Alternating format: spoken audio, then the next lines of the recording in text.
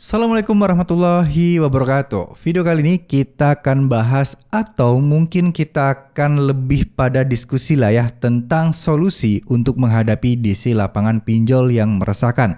Jadi setelah menonton video ini, harapan saya kalian tidak takut lagi sama DC lapangan dan kalian punya pegangan nih, minimal ada 2 pasal yang bisa kalian gunakan untuk melawan DC lapangan yang sudah mulai ngaco dan juga sudah mulai kelewat batas untuk menagih kalian.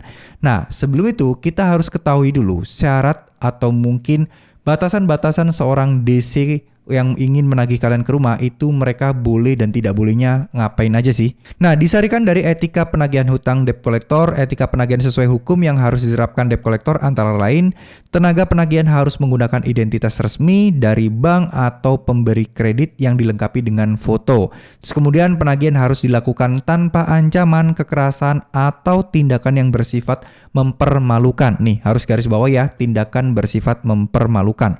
Penagihan dilarang dengan menggunakan tekanan fisik atau verbal. Jadi kalau ngebentak itu pun juga sebenarnya nggak boleh. Nah, terus kemudian penagihan hanya dapat dilakukan kepada pihak debitur. Selain pihak tersebut dilarang. Artinya nggak boleh ke teman kalian, nggak boleh ke keluarga kalian, dan nggak boleh ke orang lain selain diri kalian.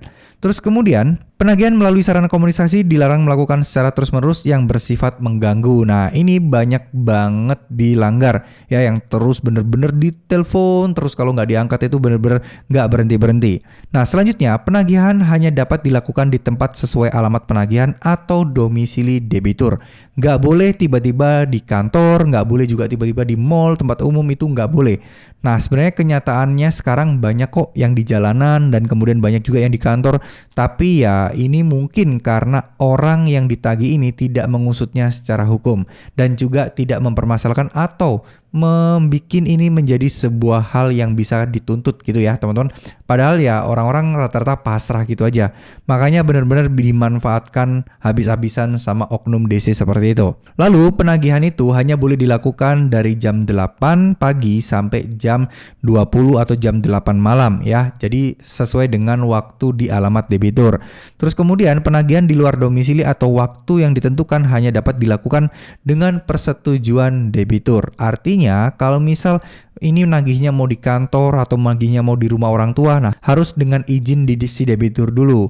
Nah ini nih banyak juga diakal-akalin oleh beberapa pinjol ya, mungkin pinjol tertentu, saya juga tidak bisa sebutkan namanya. Mungkin ada yang nakal, diisi perjanjiannya itu diberikan klausul bahwa si debitur itu memberikan izin untuk melakukan penagihan di mana tempat debitur tersebut pindah lokasi atau mungkin paling sering atau paling mudah untuk ditemui. Ya, ini beberapa hal, tapi aturan tersebut, kesepakatan itu bisa kalian tolak dan bisa kalian bantah. Nah, sekarang ada 2 pasal penting yang harus kalian ketahui, yaitu pasal 351 KUHP. Jadi ketika ada pinjol tersebut melakukan penganiayaan, teman-teman bisa ajukan di pasal 351, yaitu penganiayaan dihukum dengan hukuman penjara selama 2 tahun, 8 bulan, denda sebanyak-banyaknya 4.500. Jika perbuatan itu menjadikan luka berat, maka hukum di penjara selama-lamanya 5 tahun. Jika perbuatan itu menjadikan orang itu meninggal, dia dihukum penjara selamanya 7 tahun. Dengan penganiayaan disamakan merusak kesehatan orang dengan sengaja. Terus kemudian percobaan melakukan kejahatan ini tidak dapat dihukum dengan pasal sebagai berikut itu. Ya, itu adalah bunyi di pasal 351. Jadi kalau DC kelewatan sampai menyentuh kalian atau melakukan penganiayaan, nah kalian bisa lawan dengan pasal 351 ini.